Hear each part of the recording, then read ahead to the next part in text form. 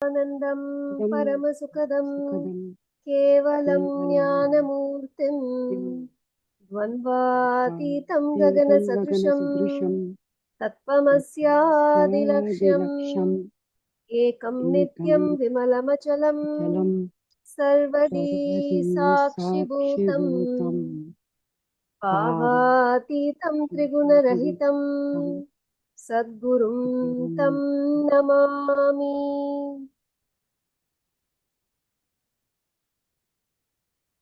Nithyanandam, and welcome everyone to yet another day as we reflect and rejoice Swamiji's satsangs and the powerful cognitions that we are enjoying every single day during the 45th Chaturmasya celebrations of our beloved Swamiji. Every single day for the last 2 weeks, we have been reflecting, listening to Swamiji's various satsangs and receiving the powerful cognitions from each of them, whether it is will persistence or bhakti or the importance of spiritual community on various aspects and various dimensions of Swamiji. And each day we have been having special guests sharing their experiences and one powerful cognition which has made a huge difference in each one of their life, whether it is the trust on Swamiji or the will persistence that they have learned from Swamiji, and so on in many dimensions. Today, we have a very special guest who is sharing her commitment that she gotten from Swamiji's inspiration and initiations. So let us today welcome Ma Nithya Ramya from Singapore Sangha, who is also a founding KAILASA's founding mother, and today to share her experience. Welcome, Ma Nithya Ramya. Thank you so much for joining us today. Could Thank you you, Ma. introduce yourself? Nithyanandam. Yeah, I'm Manitya Ramya from Singapore. And I'm with Swamiji, with my whole family, husband Ananda Shraddha, and kids Krishna and Nitya Prasadini. Nitya Prasadini is a prasada from Swamiji to us. Yeah. It's a long journey of 15 years. And we connected to Swamiji as a family in 2009. When we both of us are doctor. I am a gynecologist and the Shraddha is pediatrician. And we shifted to Singapore around 2005. We had everything in our life.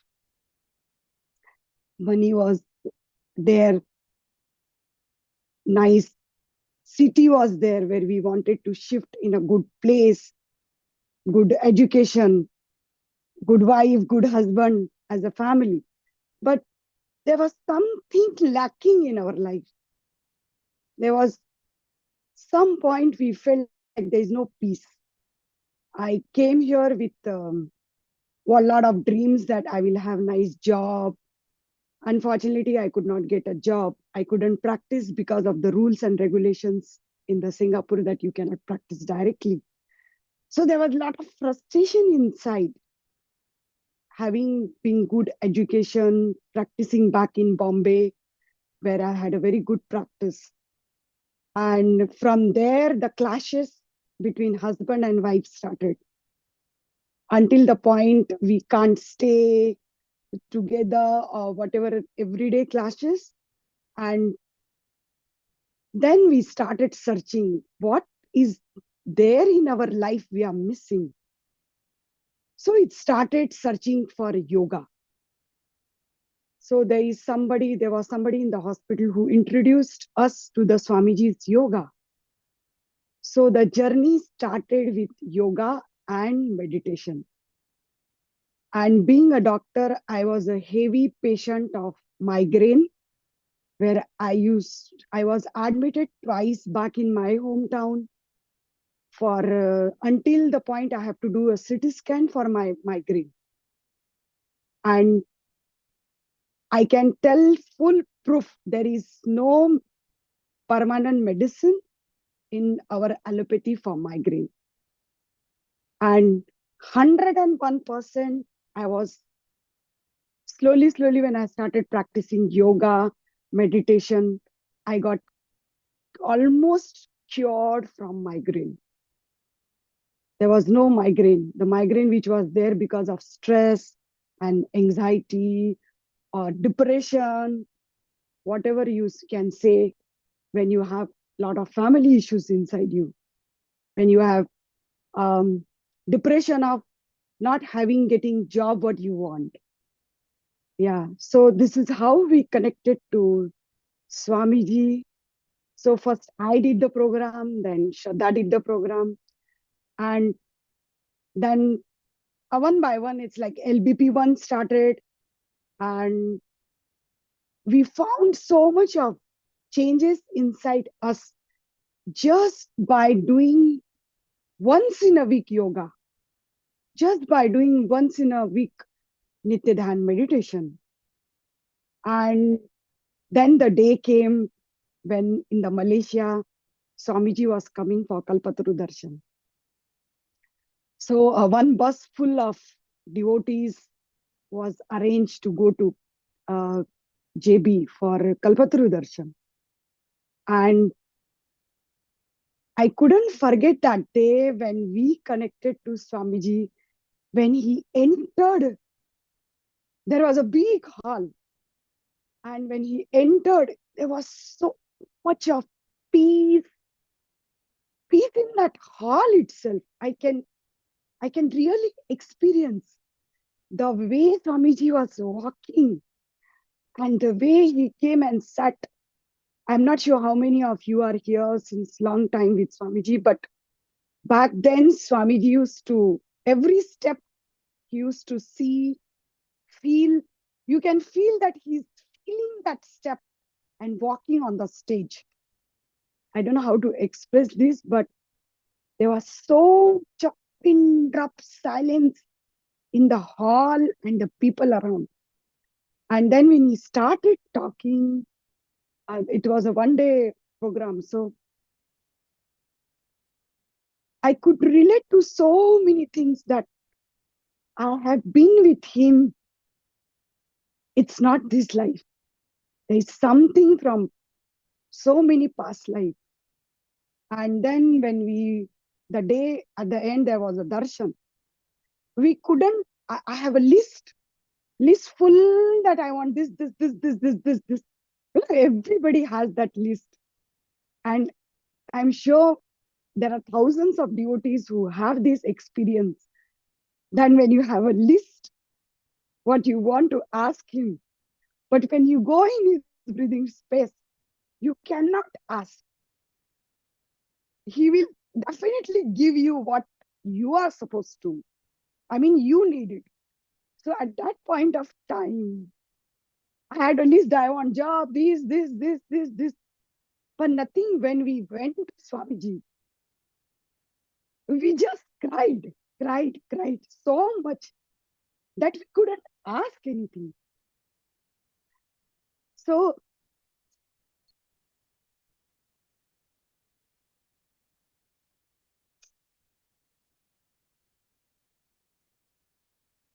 Definitely understanding, Ma.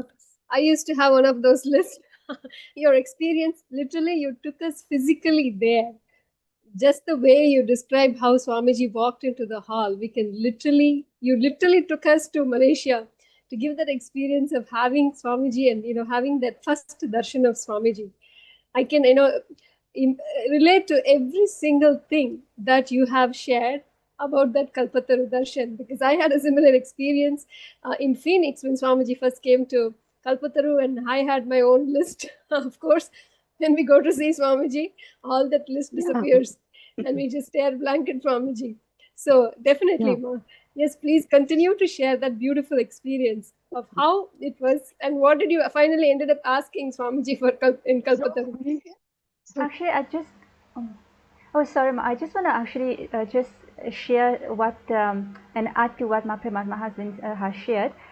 Just listening to your sharing, Ma, and the way you are sharing about what you've experienced with Swamiji, that peace that you have experienced, because it has become so profound in you and it's touched you so much. And I was just carried away, to that moment, and I could feel that peace within myself actually. So I just wanted to add that thought. And yes, please continue, Ma.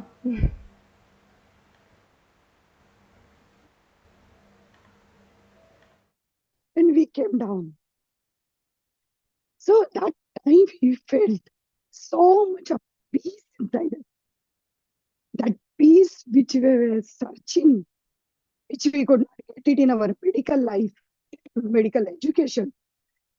Nobody taught us how to be in the peace right from childhood.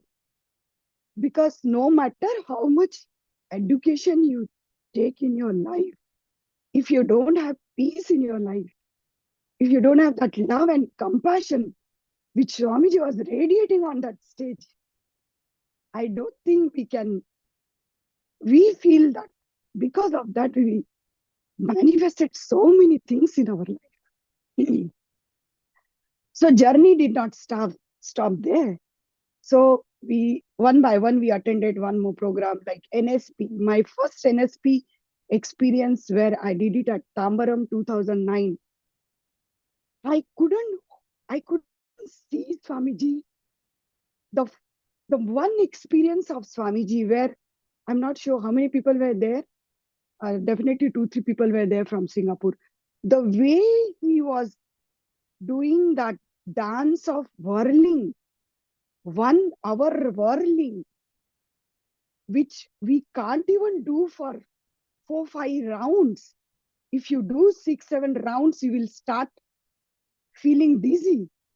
And how can a person whirl for 1 hour, I was standing on a chair because he was surrounded with all males and then females. So many circles were there. I stand on a chair behind just to see how his Swamiji is whirling, And then I realized he's not a human. He's a superhuman, super guru, which I was really searching, yearning. Of course, Swamiji knows we were there with him in his past life or our past life, And then I had so much of, I don't know how to describe it, but I realized something is different in this man, whatever man or superman or whatever you say, super guru, that kind of experience, I had it during my NSP. And the breakthrough happened in our life was when the persecution happened in 2010. We all were lost. Really. We felt that Swamiji always say, you always take me to be granted. So much happened. Then Swamiji came to Singapore for Kalpataru. We did all volunteering, this, that, and we had a nice session with Swamiji after our Kalpataru session. Then we were so blessed. Swamiji blessed us as a volunteers. And then suddenly, after 1 year or so, we felt that like we are left alone. Just now only my life changed. 1.5 years, so much happened that did not happen in last 30 years. And now this persecution happened. Knowing or not knowing when Swamiji will be coming back left us in the fear of unknown. That courage what we faced that time when Swamiji was in cell because of the false allegations on Swamiji. Everywhere you go, whether you go Little India in Singapore, whether you go at working place, wearing this mala, everybody used to ask, what happened, what happened, what happened? But the experience what we had in Kalpataru, experience what we have in NSP and another Kalpataru, did not make us remove this, because it was our experience, what we had. So I always tell everybody, rather than listening to the whole world, we must always listen to our heart, our experience in our life with our Guru, which will definitely help us to bring what he wants to be, what you, yourself, ourselves, we want to be in our life. He will hold your hand and he will bring you to that point. So from this, so much of, the fear of unknown, every day there used to be threat. What happened to Swami Ji? What's going to happen now? What's tomorrow? Every now and then, different news used to be there. So that fear of unknown, facing it very boldly, facing it at your workplace, facing it day-to-day life with the vendors, when you go buy vegetables, grocery, you need to be so much patient to talk to them. Patience with boldness. I learned that time. You need to be patient also, plus that boldness has to be there to hold your Guru, to stand up for the Guru, to talk for your Guru.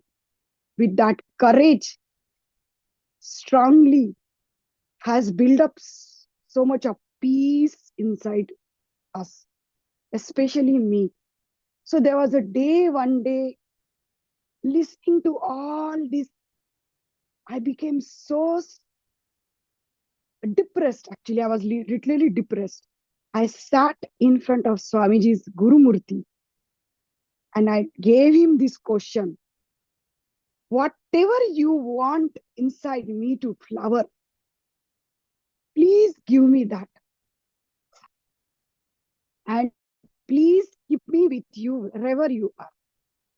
And I'm not sure, almost half an hour or so, I sat in front of Guru Murti and I felt so much of deep silence inside me, which I never felt even after his Kalpataru darshan or any other darshan until then. He literally held me and gave me that experience of peace and kind of love at that point of time. With that compassion, I realized this is what humanity needs it. Swamiji always says, compassion, with compassion and love, you can change whole world. I started following little what love and compassion is. Being my profession as a doctor, our compassion to our patients is beyond our commitment. Duty finishing at 7 o'clock, if emergency patient comes, patient dying, we still, with that compassion, we give whatever need to give service to the patient. But this compassion was totally different. That compassion has some irritation after I treat to the patient, because I need to go home, I need to take care of the home, I need to attend to the family needs. But the compassion which flowered at this point has brought so much of peace inside me. What do you call in Hindi is Paramashantatva experience happened at that point. And from that point, I think our life changed. My life changed basically. I feel whatever I experienced at that point, slowly, we were totally scattered with only 2-3 centers. We had a home center at home, back working whole day, coming back. We had a Nitya Dhyan every Thursday. Devotees, few handful of devotees used to come. cooking for them was a passion with love and compassion. So we all enjoyed this service. With this love and compassion taking forward, I think that was a time, very hard time, where we lost more than $200,000 to the investors back in India, back in Singapore. And it was a hard-earned money where we were struggling to save even $1 to buy a house. I want to make these very small points for other devotees to understand. When you flower, the time came of commitment that we want to serve in Swamiji's mission,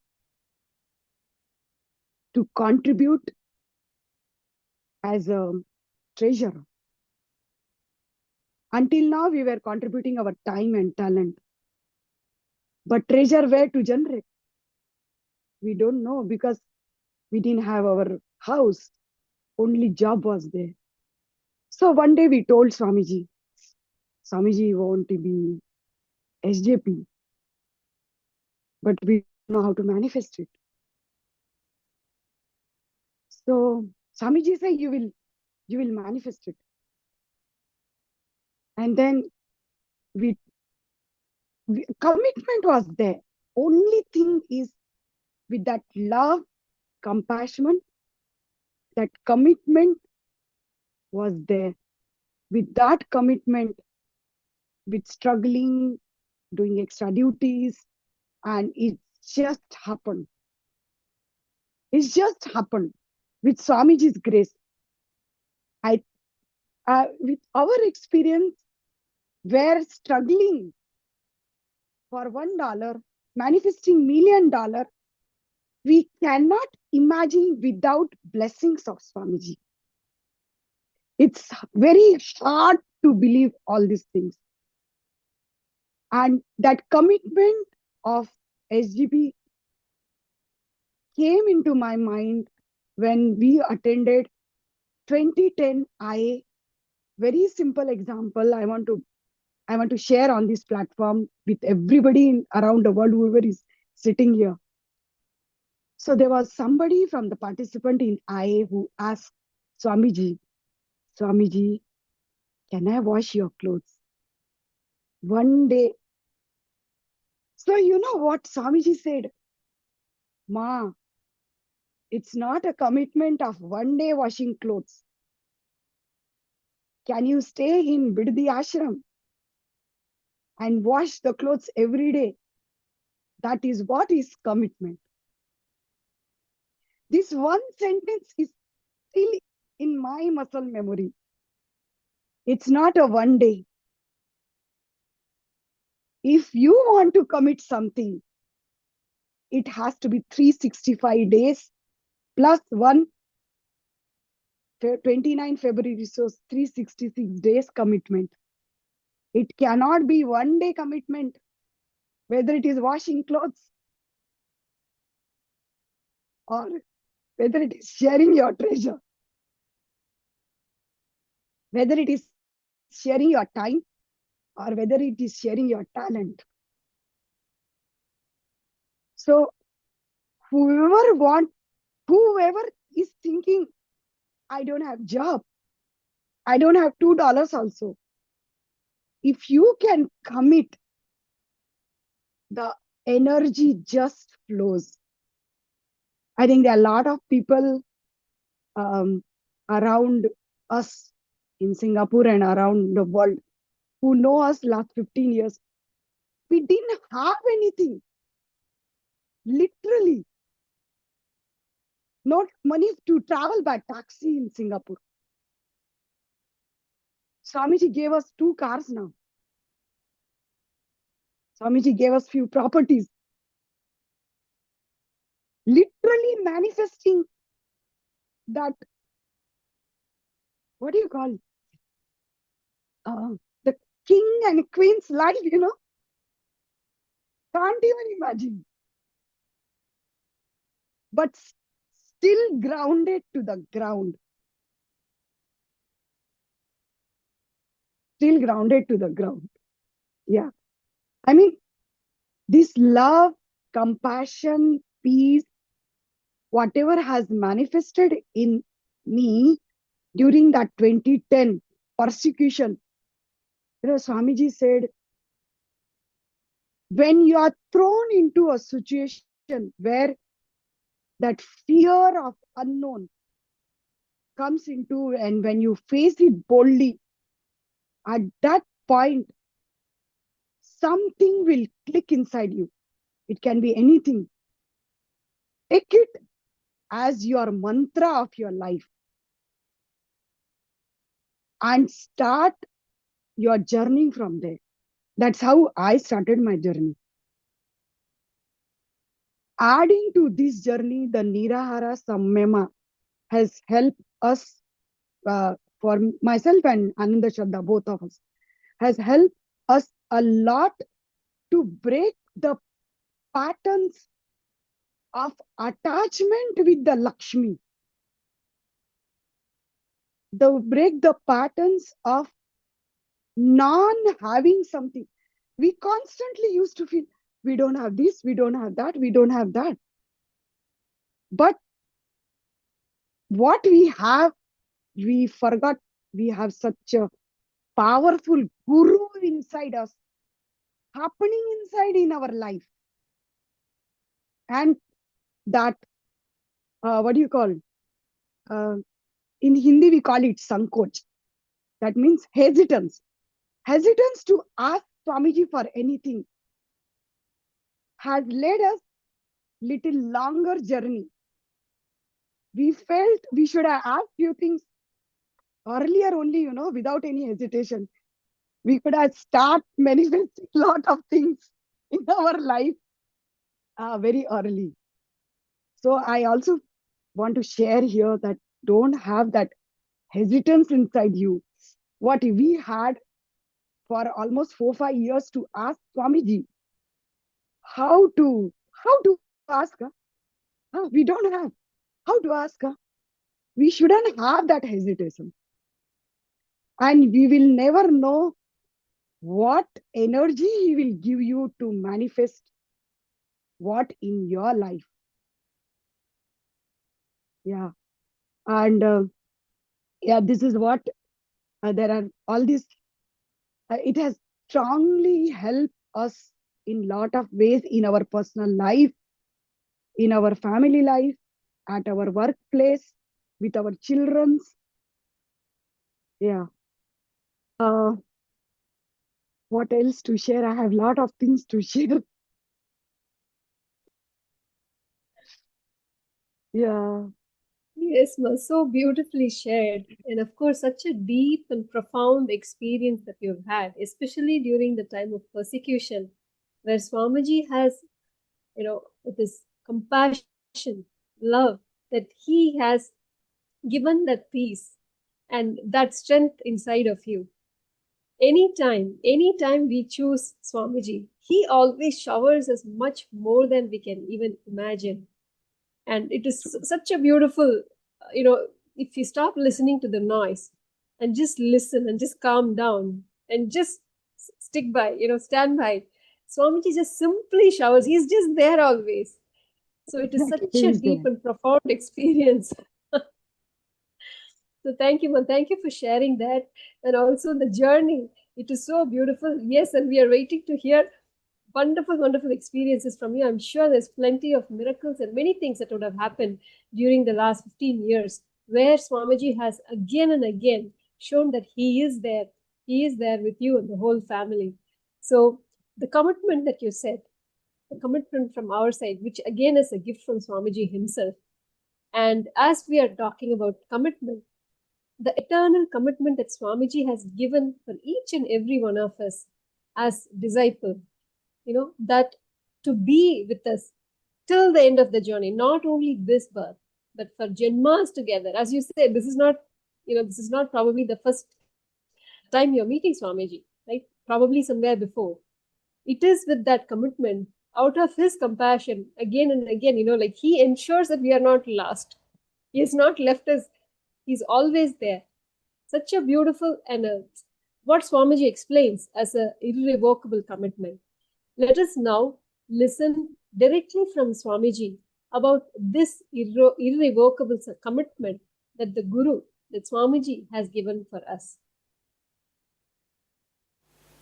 Machala is asking a question. What is giving irrevocable commitment? I am able to understand in a negative way only. Not giving it means keeping the threat of fear of leaving the Sangha. Yes, you are right. You are keeping the threat means Sangha will not be able to trust you on bigger responsibilities. Where Sangha will able to feel only you as a hanging root, not a rooted hanging root. Understand? The hanging root and rooted hanging root, both of them are completely different for a banyan tree. If you are a hanging root, you are part of the Sangha, no doubt. If you have given an irrevocable commitment, you are a rooted hanging root. It means what? Now, not only you are part of the Sangha, Sangha is part of you. You are rooted. Now you are standing. Not only you are part of the Sangha, you are supporting part of the Sangha.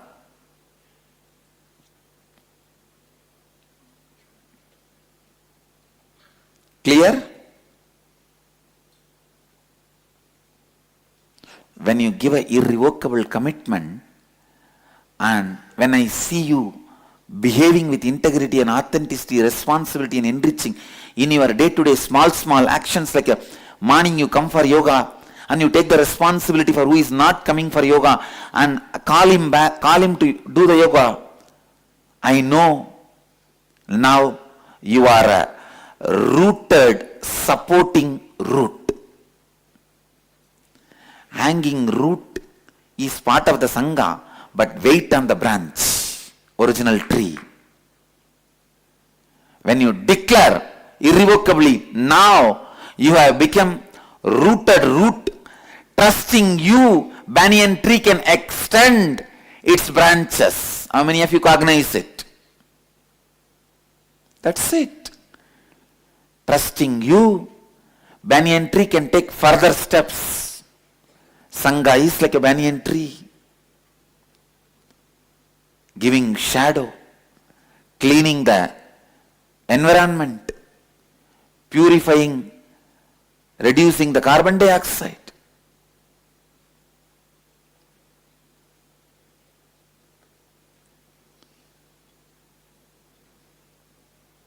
If you are not giving, I don't want to say it is right or wrong. It is just the hanging root. The tree cannot trust the hanging root and extend itself.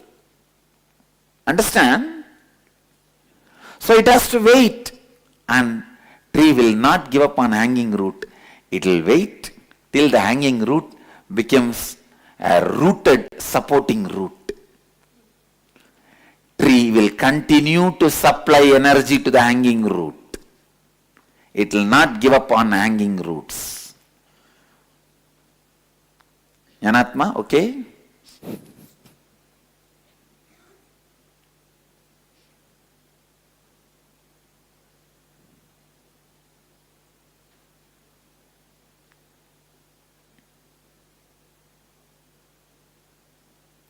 Yanatma has a question. Swamiji, me staying with the Sangha should be because of inspiration and excitement to be part of it, not because I gave a commitment to someday. You already started planning. One day you will lose the excitement and inspiration.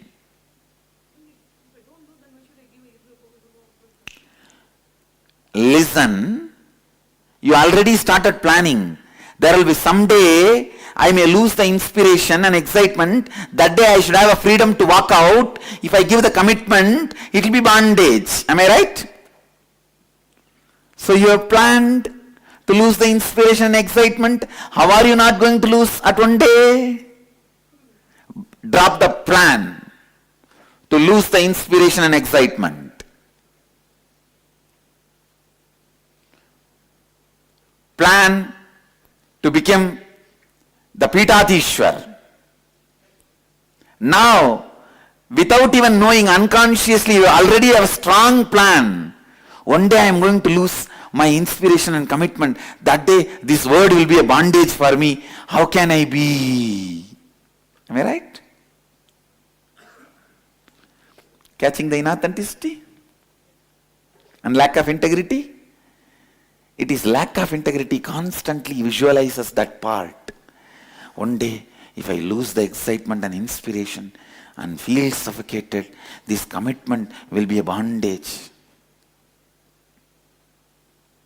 You should be visualizing other way. By now giving this commitment, I break the pattern of one day possibility of losing the inspiration and excitement, and I'll make sure not only I don't lose, I'll make sure others also don't lose. Then you are a wild river, Ganga. Otherwise, you are the Kuvam, already planning for disappearing.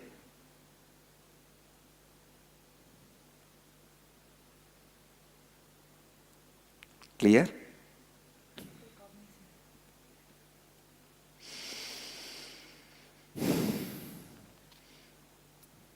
How many of you cognized what I said?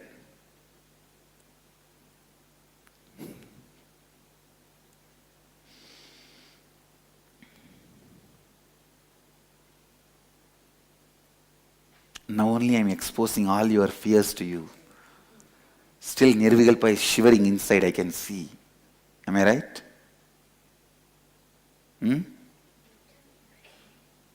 But you are not able to cognize what I am saying? That is what I am saying, that lot of things only is shivering.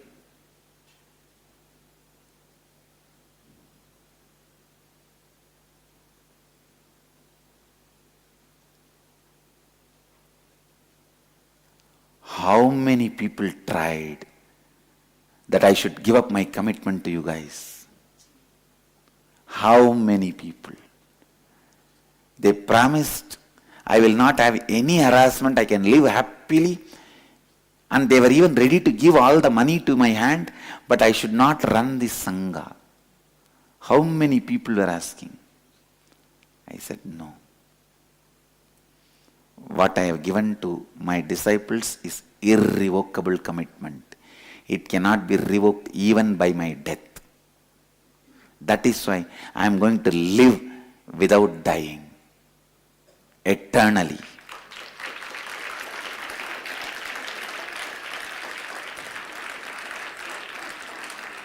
I am going to live in the space I am living eternally, because I do not plan for breaking from this space one day.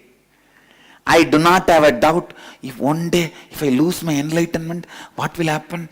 What will I do? I have committed to all my disciples, I will liberate all of them.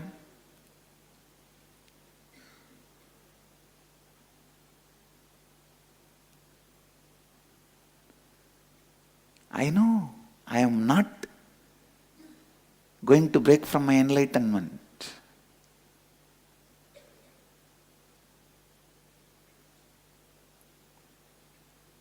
Turiya asks a question. Swamiji, I feel irrevocable commitment to Master and Dharma, but not same for Sangha. No! That is what is not taking responsibility and not ready to enrich. Then I tell you, your integrity and authenticity will just die down. It is not going to complete you. Integrity and authenticity lives and completes you only when it extends as responsibility and enriching. Irrevocable commitment to Sangha is the completion of irrevocable commitment to Buddha and Dhamma. Because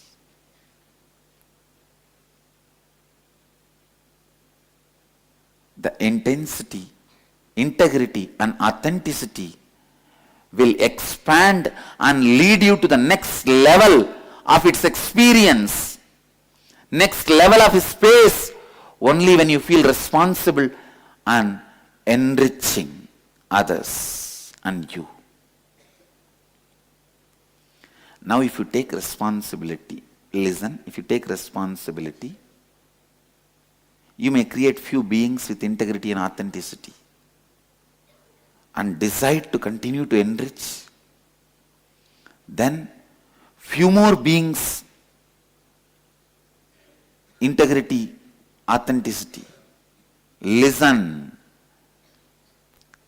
By the time you take few hundred people, responsibility for few hundred people's inauthenticity, you will be so pure. You will be so pure because every time you see inauthenticity in others, you will be doing prayaschitta, taking responsibility. It is going to purify you so much. Me coming to the morning yoga is nothing but me doing prayaschitta for your inauthenticity, laziness. So now finally I am getting more pure. My body is getting more pure.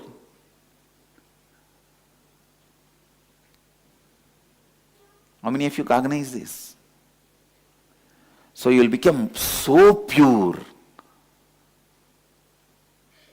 You will not only create the space of completion here, you will create the space of completion. Even without body, you will be able to reside in that space. That is what I call mukti. The space where you can be alive without body, just because of your strength of integrity, authenticity, responsibility and enriching, is Aksharadama.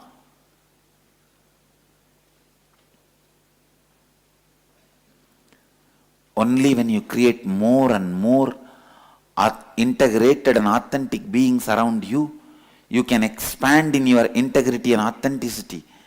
That is the only way you can expand in your integrity and authenticity. Commitment to Sangha constantly raises you to the next level of integrity and authenticity, because any level of integrity and authenticity you know now is not complete.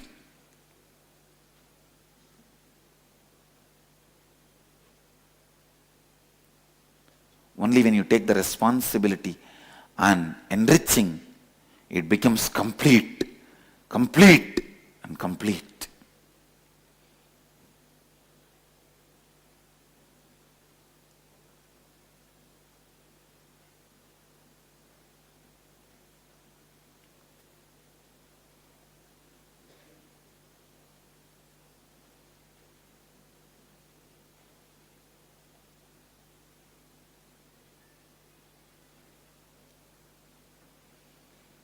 Bhaktika has a question. Swami, I have so many unkept commitments that though I feel the energy to commit, the current unkept commitments is pulling me back. I am moving from non-integrity to more non-integrity.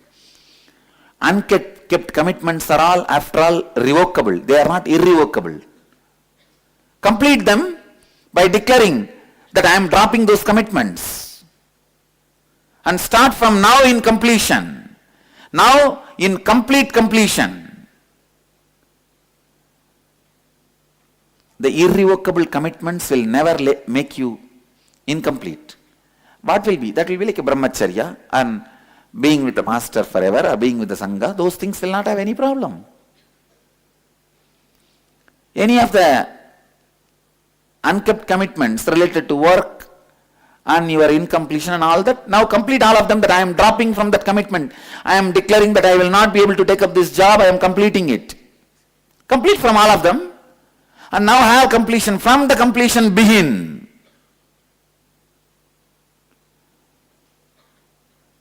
All revocables complete.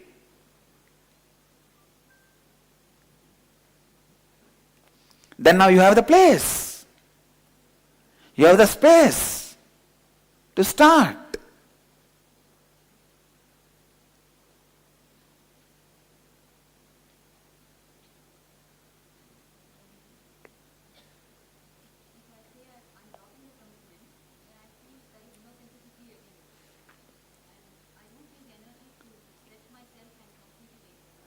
You see,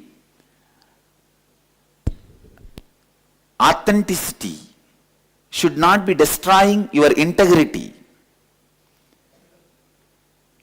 Authenticity should not be destroying your integrity. Listen. Sometime I will give an example of what Jnanatma can understand. With authenticity, you have to commit for the next inner awakening 1,000 participants. But that should not be destroying your integrity. So integrity always gets the first priority. Clear? With integrity, expanding, stretching is authenticity. Leaving integrity, stretching is not authenticity. How many of you are clear? Authenticity, Jnanatma, you understand? Supriya, understand this. See, now Jnanatma, if she sees from authenticity, she has to commit 1,000 for the next inner awakening. She will enrich 1,000 people's life in the next inner awakening. But will it be integrated? No. Then she has to stretch, but she cannot say 10 people. With integrity, 10 she can manage. Understand? With integrity, if she says 10, it is leaving authenticity. With authenticity, if she says 1,000, it is leaving integrity. With integrity, authentic should go up to 200. Clear? Now, your declaration has integrity but not authenticity. What's the question? Type. So all of you understand, authenticity without leaving integrity.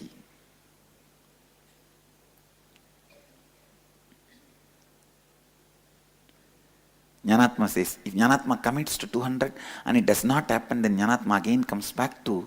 So, when you commit itself, you know it is 200 is not, you are planning 200 will not happen. No. With a clear, authentic feeling, by now you should be able to easily judge. At least near future. Authenticity gives you to judge the near future. It does not allow surprises in your life. If you are still feeling constantly surprises waiting in your life, something is lacking in your authenticity.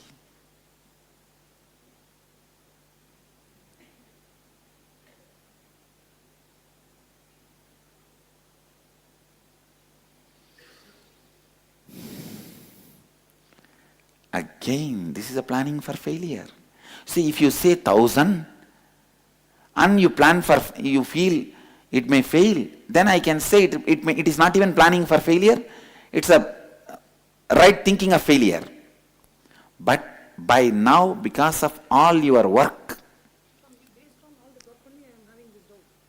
based on all this work, if you have this doubt, I tell you there is an inauthenticity in the work which you performed earlier. Now at least get back to integrity and let you not be inauthentic in the work you perform now, so that in the next near future you are able to perform with authenticity. Authenticity is being in the state of integrity and stretching yourself.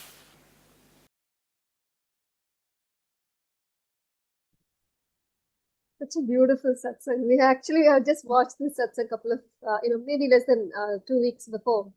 But such a beautiful satsang where Ma Ramya, Nitya Ramya, as you were saying, the love, the compassion and the commitment of the Master. Such a beautiful satsang. It is how Swamiji is training the sannyasis. We can see that love. We can see the compassion and the irrevocable, eternal commitment that Swamiji has given for us.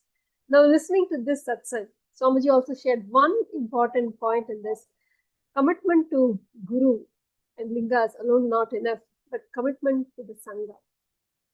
Could you please share, Ma, from this satsang, what was your powerful cognitions and what all click with you and what are like, oh, yeah, this I can relate with. What is that? Can you please share, Ma?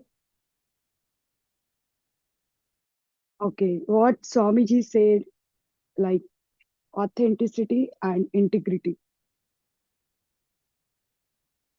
So be authentic and integrated what you commit. And before that, I would like to share how the commitment part came for us in our life. If you are committed to very small things in your personal life, what I experience, I'm sharing that for me, with everybody. Small thing like everyday yoga, small commitment for yourself of 10 minutes, giving time for yourself for meditation. If you are giving time for 10 minutes for yourself for meditation, it's not you're giving time for yourself. You're changing yourself. You're changing your surrounding. You're changing your third circle, fourth circle. Because when you do yoga, when you do meditation, that commitment of 10 minutes can change the surrounding inside you and the surrounding people with the vibrations, the peace which it brings inside you helps to change the environment around you. And that is how the love and compassion flowered for me. It wasn't the commitment of $1 million or something.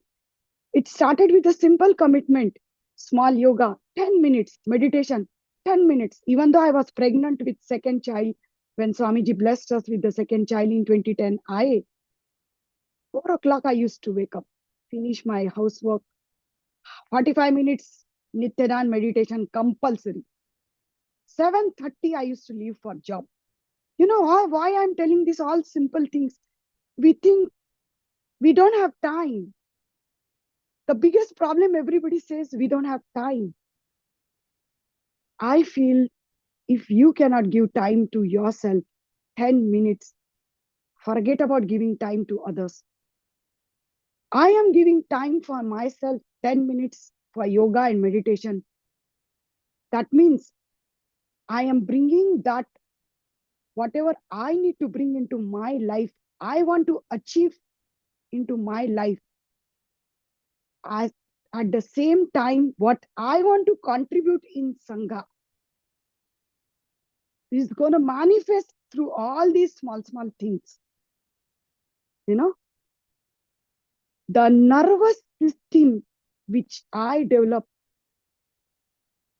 during 2010 persecution and 2017, 18, whenever Swami Ji left India, nothing can shake me now. Whoever says anything about Swami Ji, I will silently listen first and very compassionately I will explain them who is Swami Ji, what is he doing for society, how much he is contributing to the society, tirelessly 24 hours working. Come on. Nobody is asking you to work for 24 hours, but at least work for yourself.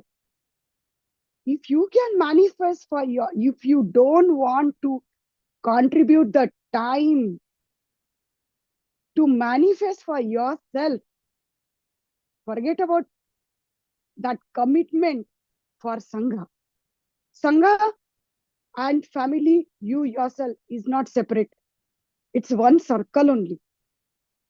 It comes down, it's a 360 circle. Whether it is your family, whether it is myself, whether it is Guru. So, Guru first. Have the eye on him. He will guide you. Whether you are not having time, commit that 10 minutes time. I started with one Surya Namaskar. One sun salutation. You know why I'm telling this? Because people think I must do half an hour yoga. I must do half an hour meditation. Can you sit for 5 minutes? Just sit, close your eyes. Remember Super, Swamiji. Just start with that. We are not committing to give ourselves that 5 minutes also. 24 hours everybody has. Some people manifest 1 million. Some people cannot manifest $1. Can we understand the difference? What the people who manifest 1M, what they do in 24 hours? Can we find a difference? Who keep on giving reasons? They don't have 5 minutes to do one Surya Namaskar. I understand this. I can give 10 minutes. I started with one sun salutation. I increased to 11 sun salutation. I started with 10 minutes Onkara meditation. 10 minutes Guru Mantra chanting, just sit with him. So powerful. Very powerful Guru Mantra. And people are not ready to do that. And people want to manifest everything in their life. How to manifest? I don't know. If we cannot commit to ourselves, Guru and Sangha, you yourself as not separate. Start manifesting here 5 minutes. Swamiji will give you 5M. Start committing for 1 minute, 5 minutes, 10 minutes. You will manifest everything in your life. There is nothing you cannot manifest. But that commitment has to be there. So we committed whatever we earn. We have to keep this much separate. The remaining part we have to spend. We started with this. So few $1,000, we have to keep this much separate for Sangha. And we want to donate this for Sangha to contribute in Swamiji's mission. So much of mission and vision Swamiji has. This is how we started. No matter how much it is, $1, $2, $3, whatever it is, it's up to us. But that commitment has to be there. So I request everybody, start committing. Unless and until you commit with authenticity and integrity, with that love and compassion to bring the change for the world. Change for the world is not going to happen unless you change yourself from inside. I took a responsibility to change myself, to be a little lazy, to commit one sun salutation,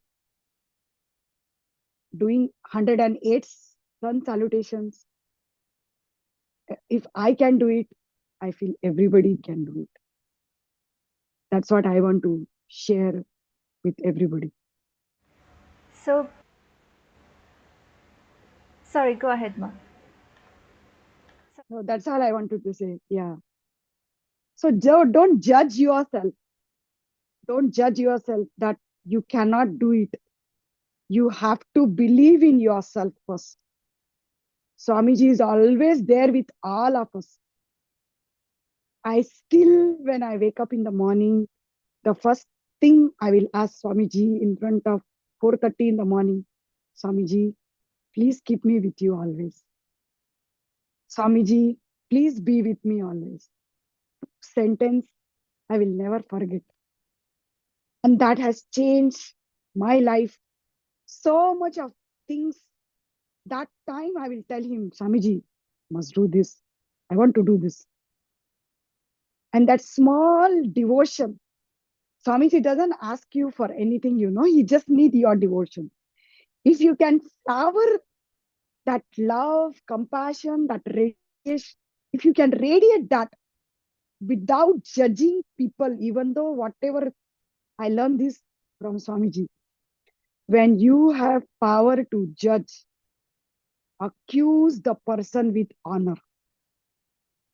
I applied this method at my home with my helper, people around me, with my kids, with my family members. I know many times you can see people doing very funny things, but you have to honor them. very lovingly, explain them where we are wrong, where they are wrong. You will experience so much of love inside yourself by not judging them what the way you should other people judge them. That itself will cause so much of change inside you, and the change in the people around you. I am not sure which satsang. It was a long time satsang Swami Ji said this. I don't know. So beautiful, Ma.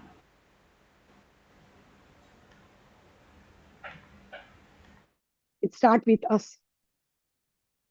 Yeah. Thank you so much.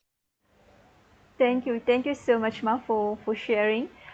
You've mentioned one thing, Ma. You mentioned that during you've mentioned the challenges you've had to go through, especially during the 2010 persecution, and it was a very challenging time for everybody, for the entire sangha.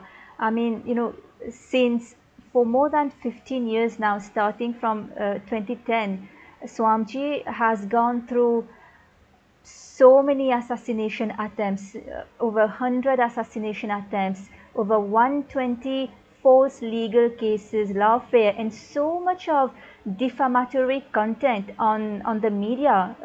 For example, more than 10,000 defamatory print articles and more than 17,000 online defamatory content.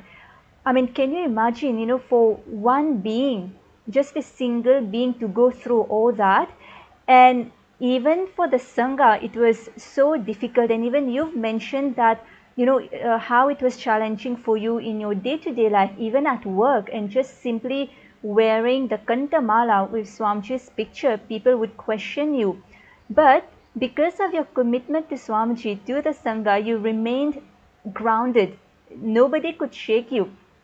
And then you've also mentioned, whenever, people would, talk to you and put false allegations on Swamiji, first you will just listen, you will just provide them with your listening, and then you will answer them. So which means you're taking the responsibility for them to enrich them instead of just brushing them aside, right? So, and then, Swamiji has actually shared that when we take responsibility for others in authenticity, that itself purifies you. So have you experienced this in your life, Ma? How taking responsibility for others, even when they were in delusion, they had false information, you took the responsibility to, to listen to them and give them the correct information, enrich them, and you remain rooted, committed to Swamiji. How has this purified you?